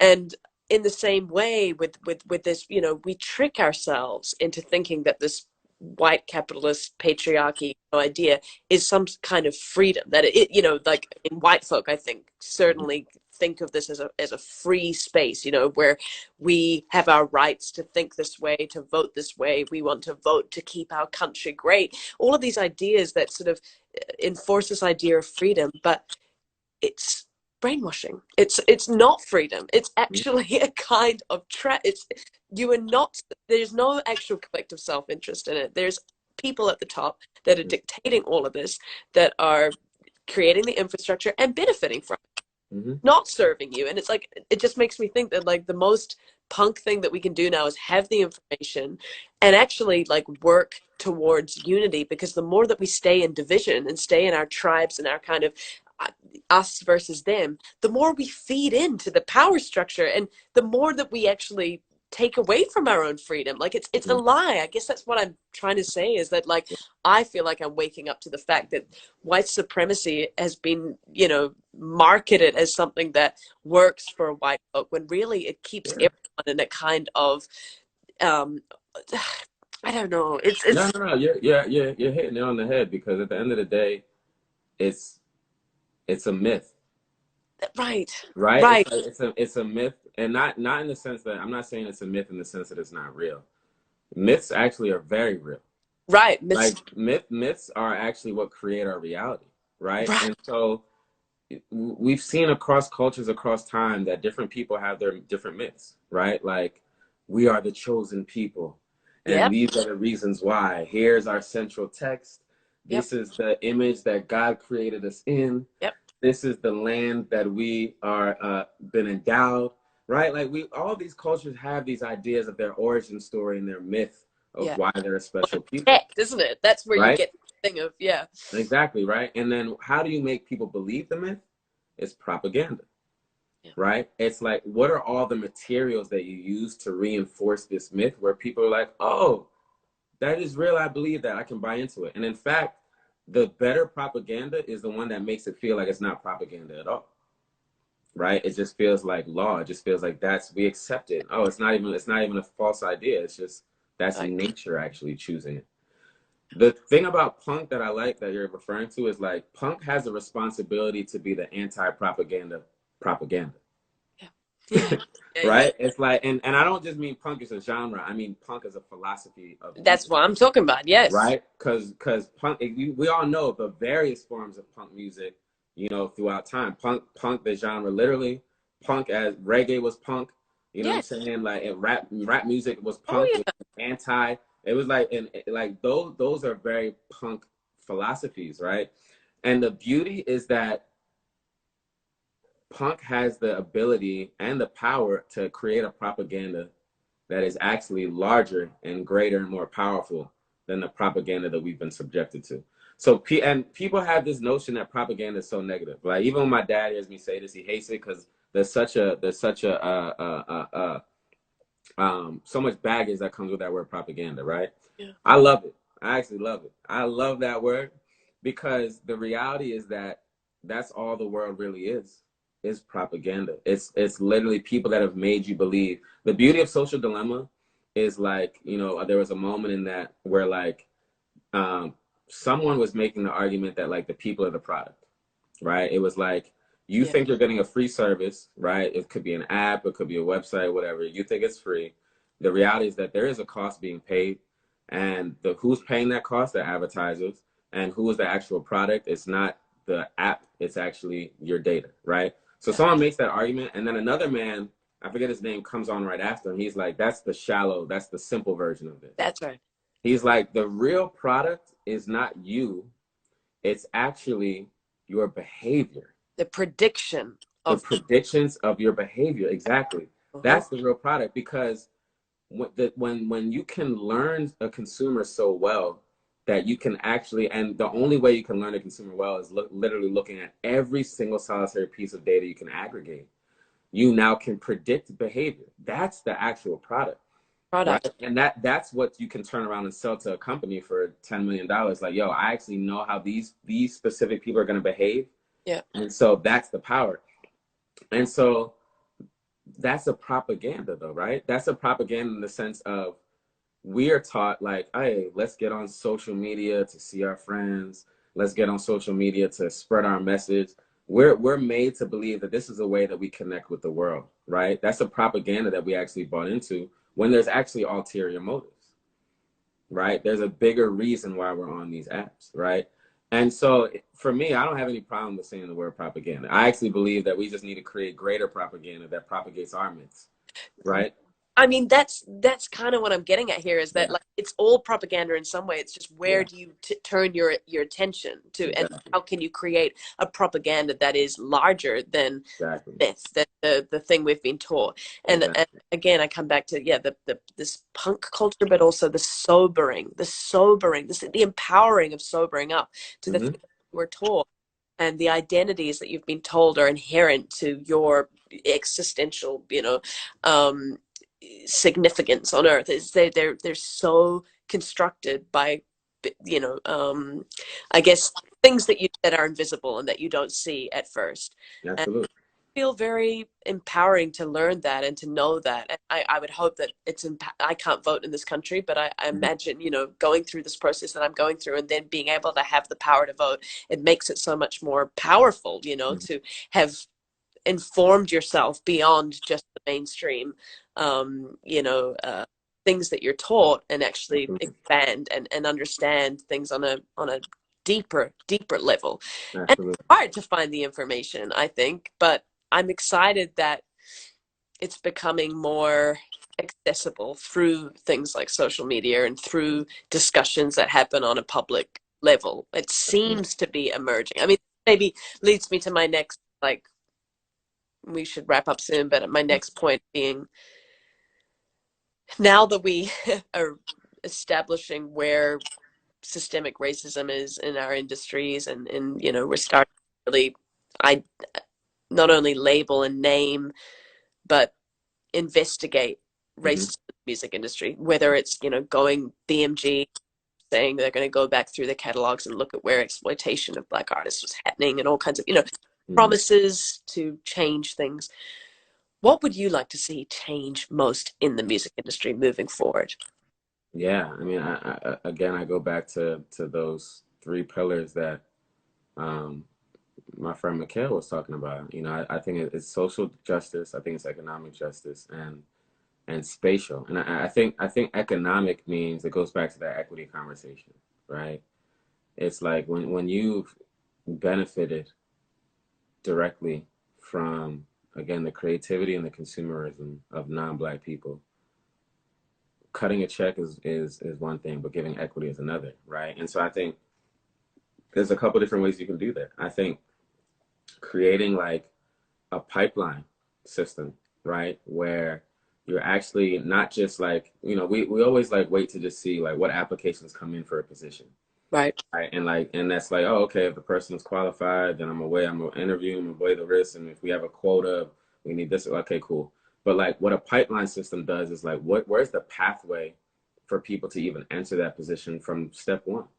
Yeah. Right? And so if you're not creating a pipeline system for non-white people to actually be in these positions of executive leadership Yep. of these companies, from streaming companies to labels, independent labels as well, if there's no pipeline system, then I don't believe you when you go to put your white letters over black text and be like, we stand with black lives. I don't believe it. No. When you cut your check for $100 million, I also don't believe it. Yeah. The only thing I'll believe is when that acceleration. If your move is just a speed and not acceleration, I don't believe you. Yeah. Because you can actually afford speed because you've built up wealth Right. off of these people where speed is a write off. Right. Acceleration, the investment in the acceleration of these people is when I believe your white letters over black text. And so part of that is creating pipelines, right? Another part of that is creating equitable business, right? In the sense that artists should have the ability to have a pipeline to also owning their masters. That should be a norm. We're getting there, It right? But is. that should be a norm now, Yeah. right? When with streaming, artists should have an increased artist share in their streaming. We know that already. Beyond that, there should be an opportunity for artists to take, in the same way that corporate America works, where artists should have the ability to take their earnings from music and reinvest them into shares in that company. Oh. Right. Like I should like why is it that if I go to work at yeah, if I go to work at Twitter, I have that option, right? I can take my money and I can actually use it and reinvest in Twitter stock, Well. right? Why is that not the same for an artist? If I'm contributing to your bottom line every year, and not only that, even when I'm no longer active, my catalog is still active. So you're telling me that I can't participate in the shares of this company even when I'm no longer active? Right. I don't believe you, industry, until you do moves like that, because all your moves are speed moves. Let me make these people run the same speed, even though there's a gap. When you do moves like the ones that I'm talking about, that's an acceleration strategy. I believe in that only. Otherwise, them white letters over black text. Doesn't have any weight. Yeah. Make sure you explain spatial justice. This is a kind of this is a heady term. Tell me what you mean by this. Yeah, yeah. Spatial justice is actually investing in communities Okay. where we can create literal safe spaces, right? Like imagine if instead of these little write-offs to a Black Lives Matter check, for a couple $1 million, whatever. Imagine if there was an investment where like labels or these companies actually went to respected artist communities, Yeah. right? And let's just hypothetically, let's say like people like in urban like TDE or Mm-hmm. like Dreamville, right? Or even Wonderland and all these places, and was like, you know what? We're actually going to give you X amount of dollars for you guys to create a physical town or a physical community. And you can design it how you want. You can figure out what businesses you want there, what restaurants you want there. You can literally, we're going to invest in this 8 block radius, we'll say, Uh-huh. for you guys to build a demographic in a town that looks like what you imagine the world to be. That's a radical ass idea, Uh-huh. but people have actually done it. People have bought up blocks and created a culture, Well, right, in these communities. People have done that throughout Chicago. People have done that in places like Detroit where the real yeah, estate is cheap. People have done it. people. Imagine that kind of investment where like, you know what, we're going to put our money where our mouth is and help y'all build a community, and y'all get to figure out how y'all want to, what it looks like economically. Y'all can figure out what it looks like culturally. And then those entities like the Dreamvilles and the TDEs and the Wonderlands, they start bringing in the experts to be like, you know what, this is how you create an economy that benefits these people, right? And it might be new economy or it might be co-ops. There's so many interesting models out there on a very micro level that we can try and experiment with Yeah. and just see what it produces. But think that's what I'm talking about. Spatial justice is actually physical. It's One of the things that like we're like when we talk about closing the racial wealth gap, yeah. right? We know that it's not just paycheck equality, right? The one thing that has been proven to actually close the gap is it's real estate, it's land ownership, because the way Yeah. in which land appreciates in value and the way in which it's taxed when it's passed down a generation, all of those things, it's not a speed conversation, it's an acceleration conversation, right? And so because of the way taxation works, it actually literally it can make a generation leap forward as opposed to take a couple steps forward. Wow. So land and actual space, that's justice for me. Don't just give me $1 that don't just give me a couple $1 million, which is a Yeah. dollar to you, and be like, go find your way. It's like, if you really about this, make an investment where there's actually physical spaces that you're investing in for people to be able to build communities that are thriving, where there isn't this attack on Black bodies, there isn't this attack on Black dollars. There's literally an ability for people to actually grow and thrive in physical spaces. Yes, to really, this is talking real reparations, isn't it? Exactly. Acceleration for communities. Yeah. No, this is so like it's so hard with these conversations sometimes because they can get so abstract and we can like forget to talk about the practical. But I love that you like brought these ideas into a very like physical space in the sense of like there are actionable things that we have the opportunity to start demanding now as artists, as people with influence in this industry. And don't you worry, we got a lot to talk about when it comes to these ideas because first of all, down the rabbit hole is continuing every Monday. I'm going to keep just collecting these ideas, and hopefully putting them toward some bigger plans down the line. But I just want to thank you so much for being so generous tonight. You've spoken to me for like 2 hours, Mm-hmm. and you don't have to do that. Like it's probably fucking exhausting just Not at talking about all. news at I get length. fueled But by these kind of conversations, so no, not at all. well, I tell that. I mean, it's really beautiful. I thank you for your passion, for your generosity, and um, who knows what the week holds. But talking to you, I have a lot of hope, and I hope that you feel my commitment to being an accomplice in this, and hopefully continue to learn and encourage my fan base to learn with me. Yeah, Absolutely. got to commend you and thank you for being more than an ally. Again, for being a co-conspirator, for being an accomplice, for hitting me religiously to be like, "Yo, we doing this? When we doing this?" Like Yeah. religion, like being on top of me. Yeah.